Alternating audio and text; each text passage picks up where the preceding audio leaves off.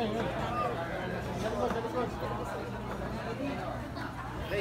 kayo na sa Tondo, Region by region, magkakaroon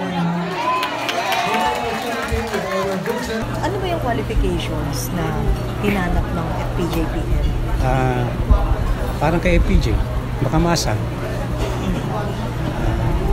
matulungin, at inaasang makisilbi ng tapat sa gobyerno, ganun lang. Pero sir, dito sa hilera na to, ang medyo bago is yung Bato and Blue. Kasi halos walang direktang tulong. Pero nakita naman siguro nila, tulad ni Sap Bongo na merong malasakit center, di ba? Tumutulong sa mga ospital ng mga pasyente. Nakita nila yun. At saka iba to naman, siguro ano ni FPJ doon na pulis, ang role niya, dati siya PNP na sumusot po sa krimen. Siguro nakita nila ang ano ni FPJ din doon. Kasi ganito gagawin namin, tulad na ginawa namin kay Grace, Senator Grace noon. Single voting kasi kami noon eh. So kami, ngayon, siguro, yung 7 lang talaga ibobota namin sa balota. Tinanam namin ito sa joint consensus eh, sa provincial at sa regional. So sila yung lumabas eh. Kasi given naman si Senator ko eh, di ba?